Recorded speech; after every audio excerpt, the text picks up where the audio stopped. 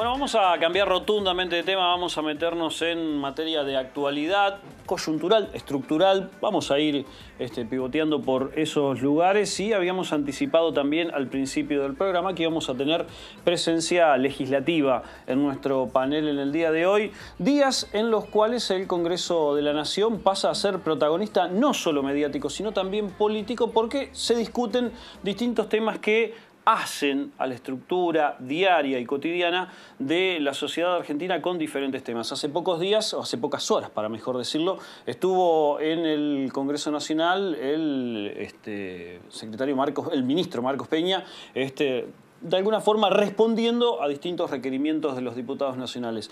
También ya hace algunos días viene siendo un tema de discusión estructural lo que tiene que ver con el aborto en el Palacio de las Leyes y de alguna forma la instalación de este tema que está suscitando muchísimas discusiones. Y por otra parte, ya si se quiere, desde Santa Fe hacia el Congreso, también sigue siendo en materia de discusión lo que tiene que ver con la deuda de nación-provincia y viceversa, y también de alguna forma se van motorizando algunas cuestiones que tienen que ver con las internas políticas en cuanto a nombres que van surgiendo para posibles candidatos a gobernadores, tanto desde Cambiemos como desde el justicialismo.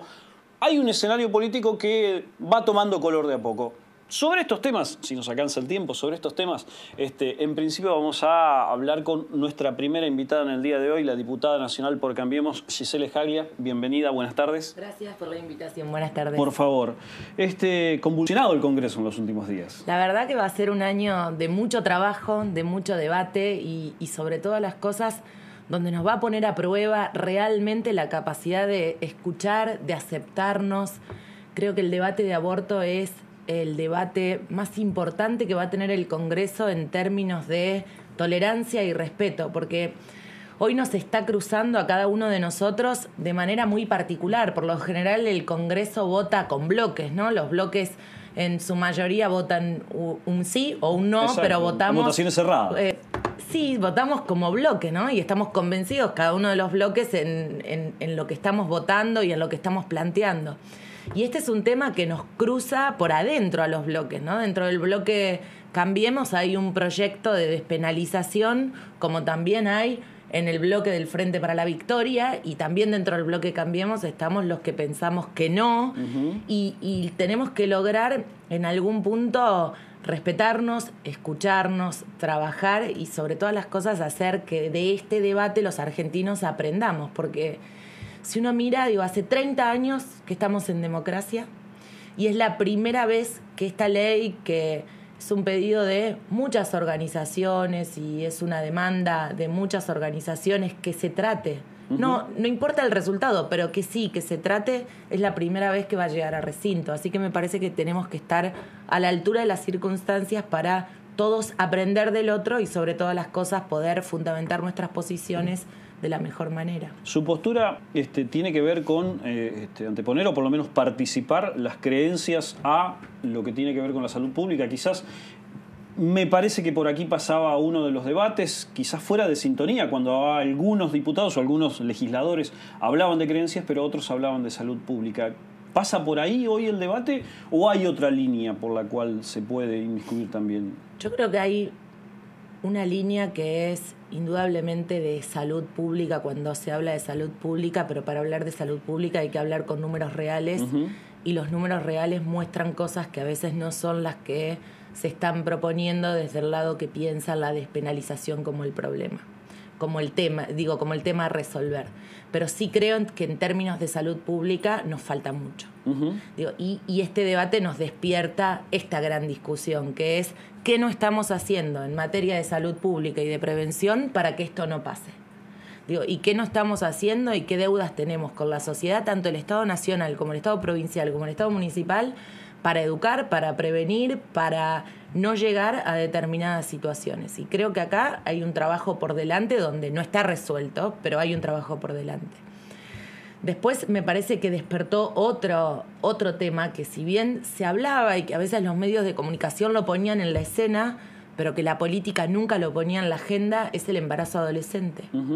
que es un tema, y yo creo que el presidente lo marcó bien el día de la apertura de sesiones como un problema, donde hoy el Estado Nacional tiene un plan y un programa para trabajar, pero que cuando se trabaja en serio y que se trabaja con política pública en serio, uno empieza a ver resultados que empiezan a descender, ¿no? Esto está comprobado que si uno invierte en prevención, en educación y en atención, indudablemente hay cambios radicales. Y por el otro lado, creo que es un debate que nos llama a todos desde la ética, desde el lugar de la posición personal de cada uno. Yo creo que ningún legislador puede votar una ley de esta sin estar cruzado por quién es, digo, en su formación desde el principio. Digo, si vos te formaste en una familia cristiana y te formaste con valores cristianos y te formaste en una escuela de educación con orientación, y yo creo que a más de uno esas circunstancias nos cruzan, son pero imposibles de dejar. Nos cruzan como personas, digo, y por lo pronto, aún votemos lo que votemos, tenemos que hacer un trabajo interior muy fuerte a la hora de ver qué vamos a votar, porque creo que nos pasa a todos, digo, porque cuando estamos en ese lugar no somos robots que votamos en función de los números, sobre todo con leyes que hablan de la libertad de conciencia de cada uno como persona. Entonces me parece que en este debate todo esto se nos cruza y se nos pone como una de las aristas a mirar qué vamos a votar, a pensar, a reflexionar y sin lugar a dudas a hablar y a escuchar y a pensarlo con mucha reflexión. Lo bueno del debate es que creo que esto no pasa en ningún bloque. No hay nadie que esté dándole una orden a sus diputados en ninguno de los bloques, ¿eh? Es un tema excepcional, legislativamente. Legislativamente, claro. No hay nadie que te esté diciendo cómo tenés que votar. Y esto es importante. No hay un jefe de bloque alineando tropas. Nadie. En ninguno, en ninguno de los bloques. Y eso me parece que es rico porque le permite a cada diputado votar con plena libertad y poniendo en juego todo lo que cree es su ética, sus valores, su lugar de la responsabilidad, su lugar de la convicción. Va a ser un debate largo, me parece. Un debate donde esperamos que sea largo, además. ¿Sabes por qué? Porque yo creo que hay que convocar al Congreso a los mejores expertos y especialistas para hablar, y donde todos tenemos que tener la cabeza abierta de escuchar y aprender de cada una de las posiciones. Cambiemos de tema. Hace pocas horas decíamos estuvo Marcos Peña en el Congreso. ¿Qué evaluación hace de lo que dejó, sobre todo de lo que se conoció a través de los resúmenes de los medios de comunicación? Cruces entre opositores y oficialistas con mucha verborragia o con mucha pirotecnia política. ¿Qué evaluación hace de eso? Bueno, primero está cumpliendo una responsabilidad constitucional del jefe de gabinete de ministros, que es ir al Congreso de la Nación una vez al mes, una vez va al Senado y una vez va a diputados a dar cuentas y a rendir cuentas de lo que el Estado Nacional hace. No recuerdo qué medio de comunicación publicó que al día de hoy creo que es el ministro que más veces nunca falló, concurrió al Congreso. Es habitual y es, digamos, lo hace con la responsabilidad que implica la tarea, ¿no? Y en esto, digo, todos los meses el Congreso recibe al jefe de gabinete, ya sea, el Congreso en términos de Senado o diputados. Y esta es la primera vez que venía en el año legislativo del 2018. El mes que viene va a estar en el Senado. Y ahí los diputados tenemos primero una posibilidad que es por escrito mandarles preguntas, digamos, y el jefe de gabinete las prepara y te las responde por escrito. Todos tenemos un informe que más o menos esta vez fueron de 1.300 preguntas. Y después de eso va al recinto y el jefe de gabinete tiene la posibilidad de hacer una presentación, y después de esa presentación cada bloque hace sus preguntas, que pueden ser las mismas que ya se hicieron u otras preguntas, ¿no? Y el jefe de gabinete además tiene la obligación de contestar. Y ayer el debate giró en gran parte en lo económico de la Argentina. Así lo presentó el jefe de gabinete, se sentó, habló de la inflación, habló del lugar en el que estamos parados, habló de cómo Argentina empezó a crecer, de las dificultades que hoy tenemos todavía los argentinos, habló de qué estado recibimos, hacia dónde estamos, habló de deuda. La verdad que hizo planteó un panorama de dónde estamos, y después es indudable que los bloques, cada uno en sus posiciones, preguntan, no hay posibilidad de repregunta, pero sí hay posibilidad de que los bloques pregunten muchos diputados por tiempo. Y hubo cruces interesantes, digo, un cruce entre Axel Kicillof y el ministro, en el que quizás el más picante fue cuando el ministro le responde: yo no puedo hacer nada si ustedes no querían gobernar con números, ¿no? Estoy hablando, y Marcos Peña dice: yo estoy hablando con datos que hoy tiene el INDEC y es que es un INDEC creíble. Fue, digamos, también recuerdo en la saga oposición, oficialismo o oposición, en ese caso Marcos Peña, una pregunta de Agustín Rossi diciéndole a quién le creo, si al telegrama o a sus números. En ese caso también hubo, digamos, pero fue un cruce rico, me parece que fue un cruce rico. Siempre son cruces ricos y siempre son posiciones, ¿no?, en las que yo creo que hay algo importante que siempre hace el jefe de gabinete, que es que convoca a la oposición a ayudar y que siempre les plantea lo mismo. Miren, acá estamos para sacar adelante a la Argentina y cada uno puede tener su modelo de hacerlo, pero también sabemos que el que estaba no funcionó para los argentinos, que así como estábamos no funcionó, y lo demostramos 2 veces en elecciones que la gente quiere otra cosa. Digo, cuando la gente eligió a Macri, pero cuando la gente también en la legislativa de octubre votó a Cambiemos en su amplia mayoría. Entonces digo, hay un sentir de la gente muy fuerte hacia cambiar cosas y hacia aceptar que tenemos que ir a un camino del cambio. Digo, y esto te lo dicen las urnas cada vez que vamos a elecciones. Y eso no significa que la gente no esté enojada, que la gente no crea que hay cosas que tienen que cambiar, que la gente no vea problemas. Todo lo contrario. Pero también todos sabemos que hasta donde llegamos no queríamos estar más y que este camino de cambio nos va a costar mucho. Y somos conscientes de eso los argentinos, y también somos conscientes de que la única forma de hacerlo es juntos. Y el jefe de gabinete convocaba a que en estas críticas, ¿no?, que tiene hoy la oposición para nosotros, es decir, bueno, a ver, están los que te dicen vayan más rápido, aceleren el cambio de la manera más rápida que puedan, y seguramente en eso en el medio quede mucha gente si lo hacemos y apretamos el acelerador.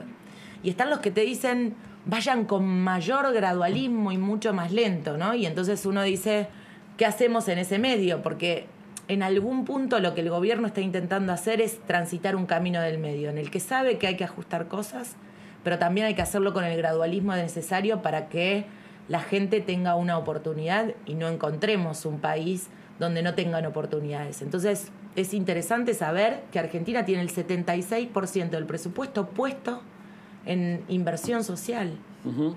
Esto es histórico, pero vos me preguntás, ¿es histórico por qué? Yo creo que por 2 razones es histórico. Por un lado, por lo que significa en términos de lo que uno quiere hacer con la pobreza. Pero también es cierto que tenemos que invertir tanto en la cuestión social porque hay 30% de pobres en nuestro país. Seguro. Y eso no nos tendría que llenar de orgullo, ¿no? No, claro que no. Es bastante complicada la situación en algunos lugares de Santa Fe, Basali, Oil. En el medio de todo eso se conoce políticamente que la nación le va a hacer una propuesta a la provincia para pagar su deuda. El gobernador dice que lo va a pensar, obviamente, que lo va a... ¿Cuál es, digamos, el escenario que avisora desde su banca, teniendo en cuenta, bueno, este escenario conflictivo laboralmente y con la posibilidad de que Santa Fe cuente con esos fondos de deuda? O no fondos, sino pagos a través de obras públicas, por ejemplo, o de otra forma, como lo dijo el Bueno, hubo jefe una de gabinete. reunión entre el gobernador y el ministro del Interior y el ministro de Economía. Hay una propuesta hecha, el gobernador tiene que analizarla y una vez que el gobernador analice seguiremos en camino de las negociaciones. Pero creo que avanzamos con algo que nosotros veníamos diciendo, que era que Nación iba a cumplir con ese fallo de la Corte y le iba a hacer una propuesta a Santa Fe. Digo, y que en esa propuesta, tal cual la Corte nos estaba obligando a la Nación para con los santafesinos, nosotros vamos a transitar ese camino. Digo, todo depende ahora del gobernador de si acepta, no acepta, si pretende otra cosa y la va a llevar a una mesa de negociación. ¿Usted como que es por demás válida. ¿Usted como legisladora cree que Santa Fe sale beneficiada con la propuesta que hizo la Nación? Sí. Yo creo que es una propuesta razonable en los términos de lo que Santa Fe cree que le corresponde y razonable en los términos de lo que Argentina hoy puede pagar como Argentina, ¿no? O nuestro país, porque esta es la verdad. A todos nos gustaría de un día para otro cumplir con una deuda que se generó en otros gobiernos y que no le pagaron a nuestra provincia otros que gobernaron. Pero lo cierto es que para transitar ese camino no podemos desfinanciar el Estado, entonces tenemos que hacerlo de la manera más responsable. Y yo siempre fui una convencida de que esa propuesta tenía que ir de la mano con plata, con pagar parte de esa deuda en bonos o como se llame, digamos, pero en la forma que el Estado considere que hay que pagarlo, pero también en obras para Santa Fe, porque esta es una manera importante que tenemos los santafesinos de poder que esos fondos que nos quitaron durante tanto tiempo lleguen a una forma que todos podamos transitar, usar, y creo que es importante y es interesante. Pero vamos a ver qué dice el gobernador, ¿no? Vamos a ver. Nos quedan 2 minutos, pero no quiero dejar de hacer una pregunta. Mediáticamente y políticamente apareció en los últimos días el nombre de Luciano Laspina como un posible aspirante a la gobernación de Santa Fe. José Corral, hoy representante de Cambiemos en Santa Fe, dijo: es muy temprano para hablar de candidaturas. Gisela Scaglia, ¿dónde está? Yo creo que es temprano para hablar de candidaturas, indudablemente para hablar de nombres, pero creo que es un momento para que los que tienen aspiraciones a gobernar Santa Fe empiecen a plantear realmente qué es lo que tenemos para proponer como Cambiemos para nuestra provincia. Y yo creo que en ese camino Santa Fe tiene un instrumento mucho mejor que cualquier otra provincia, que tenemos PASO. Y que los PASO son una herramienta útil para cada uno de nosotros, donde cada uno puede proponer y tener su propuesta y puede haber más de un candidato y podemos resolver en PASO qué es lo que quién es el que la gente elige para conducir los destinos de la provincia de Santa Fe. Por eso para mí las PASO son una herramienta y yo creo con seguridad que en la elección del 2019 Cambiemos va a tener pasos. Después veremos quiénes son los nombres, pero yo creo que el PRO, yo soy del PRO, entonces el PRO tiene muy buenos candidatos y una generación de candidatos que son de menos de 45 años, con una trayectoria en la política interesante, con un perfil que creo que tiene que ver con lo que los santafesinos queremos respecto al cambio, que puede ser más que interesante para mirar y para saber que hay una posibilidad ahí, sobre todo teniendo en cuenta los resultados electorales que fueron muy buenos para nuestros candidatos del PRO. Si uno mira lo que pasó en Rosario, con un candidato muy joven, lo que pasó en Las Rosas, lo que pasó en Rufino, lo que nos pasó en Funes, en determinados lugares donde nosotros hoy tenemos elecciones que decimos: la gente quiere un perfil de candidato que tiene que ver en su gran mayoría con lo que el PRO está proponiendo. Muchísimas gracias. Gisela Scaglia con nosotros, diputada nacional por Santa Fe, hablando sobre distintos temas que tienen que ver con el acervo legislativo fundamentalmente, pero también con la política santafesina y que de alguna forma nos atraviesa a todos como habitantes de esta provincia.